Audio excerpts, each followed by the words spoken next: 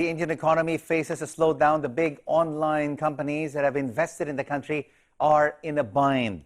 Some are moving away from big cities to find new customers. Others, like Amazon, are hoping for a policy change to help them cope with tougher times. The BBC's DEVINA GUPTA has the details. London-based online retailer GUPTA is preparing to launch a new collection. After a disappointing year, it desperately wants to turn around its fortunes in its single biggest market, India. But the timing is tricky. The Indian economy is facing a slowdown, and everything from demand to spending has been affected. And so the fashion house has started building a customer base beyond the big cities. 65% of the population is under 35. It's tech savvy, it's very aspirational. In terms of the growth profile, what is quite telling, we get 50% of our business comes from the metros. Yeah? The Delhi, the Mumbais, the Hyderabad, the Chennais, and so on and so forth. But the other 50% comes from tier 2, tier 3 cities. Even the big e-commerce firms like Amazon that have been operating in India for around 6 years are yet to turn profitable here. That said, it's just invested more than $5 billion in India.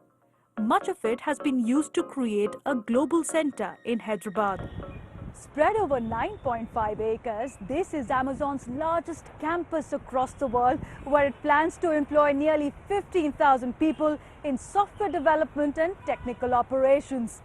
But while international players believe that India has a huge potential as a market, for Amazon, expanding here hasn't been an easy task.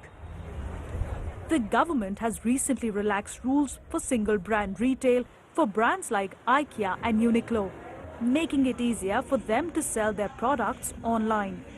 But the changes don't cover online marketplaces. And so Amazon still can't hold an inventory to sell products here. There is a great degree of enthusiasm and alignment in what Amazon can do for India and how India can have policies that are a lot more stable, predictable, that can allow us to invest in the long run.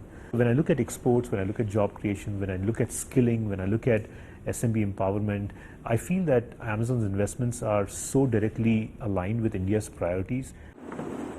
E-commerce only makes up around 5% of the retail market here. With India in the midst of a downturn, it could be a while before online players see returns on their investments. DEVINA GUPTA, BBC News, Hyderabad. And before we